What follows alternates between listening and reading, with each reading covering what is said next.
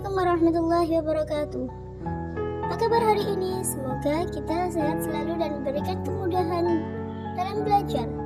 Sebelumnya, nama saya Lailatul Fauzia, Prodi Pendidikan Agama Islam Mata Pelajaran Sejarah Kebudayaan Islam kelas 10 semester ganjil tahun pelajaran 2023-2024 Fakultas Tarbiyah dan Ilmu Keguruan IAI Taba.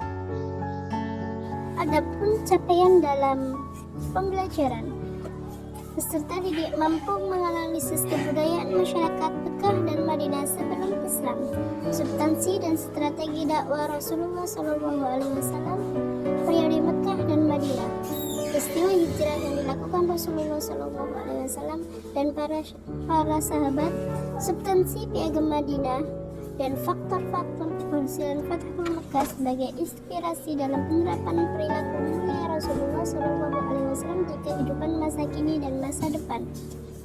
Untuk tujuan pembelajaran, yang pertama, 1. Siswa menganalisis kebudayaan masyarakat Mekah sebelum Islam sebagai inspirasi berbuat positif seperti menepati janji, menghormati tamu, dan teguh pendirian.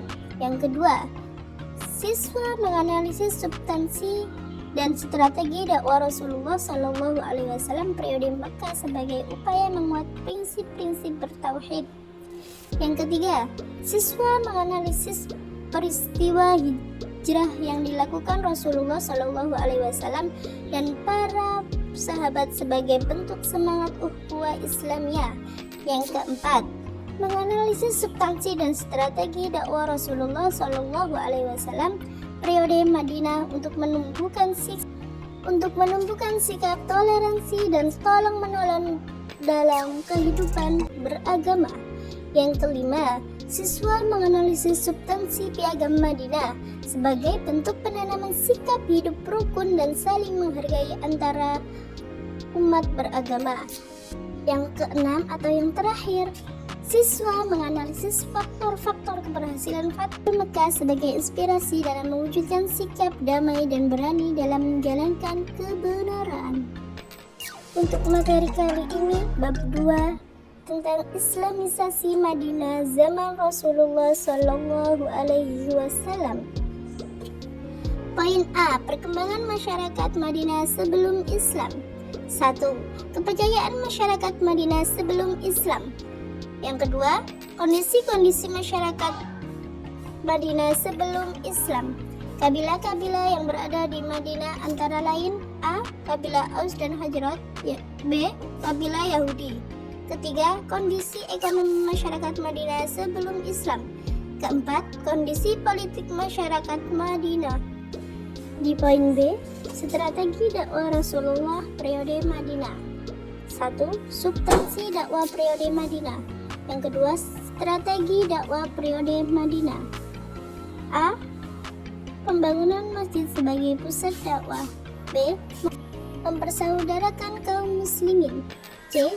Perjanjian dengan masyarakat Yahudi Madinah. D. Mendirikan Masjid Quba.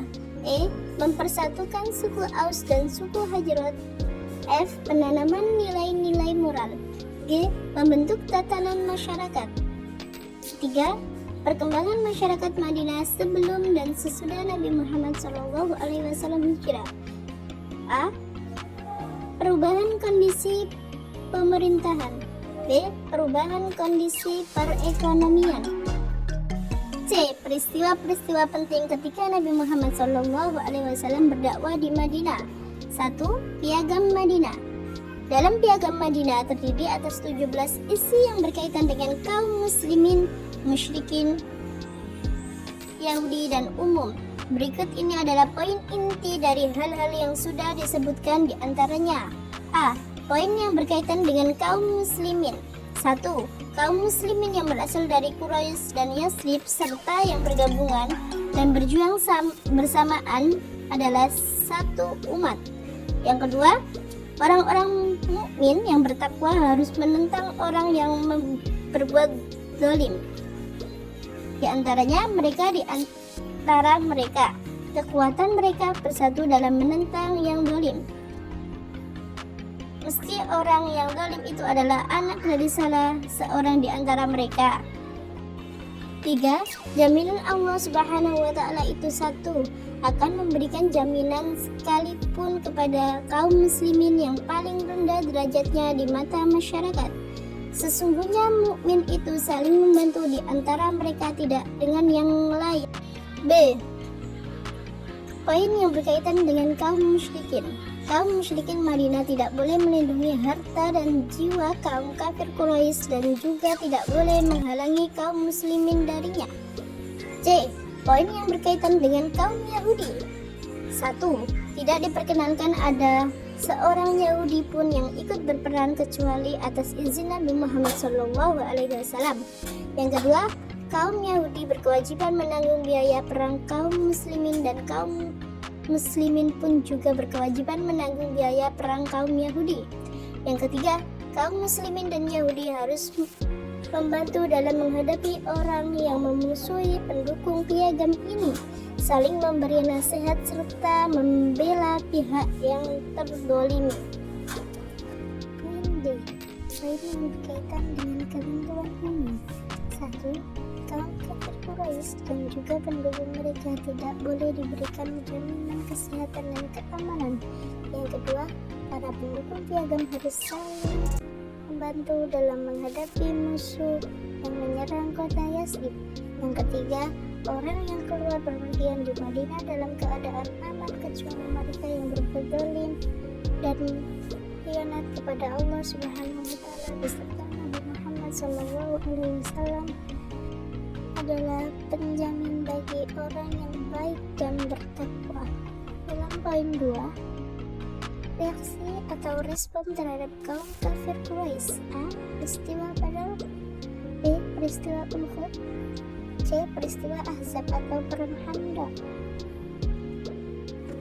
3. Perjanjian Hudaybiyah. Adapun isi perjanjian Hudaybiyah antara lain sebagai berikut. A. Umat Islam dilarang menjalankan ibadah umrah tahun ini. Tahun depan baru diperbolehkan dan tidak boleh berada di Mekah lebih dari 3 hari. B. Keduanya tidak saling menyerang selama 10 tahun. C. Orang Islam yang lari ke Mekah diperbolehkan, sedangkan orang kafir yang lari ke Madinah harus ditolak. D. Suku Arab yang lain bebas memilih bergabung dengan Rasulullah SAW ke Madinah atau mengikuti kaum Quraisy ke Mekah. E. Kaum muslimin tidak melaksanakan ibadah umroh tahun ini, akan tetapi ditanggungkan sampai tahun depan. I will always be the one who pull you up when everybody push you down. It is only me, believe me, girl, it's only.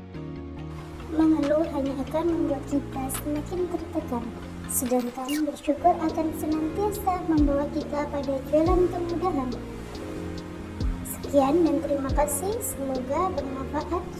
Assalamualaikum warahmatullahi wabarakatuh.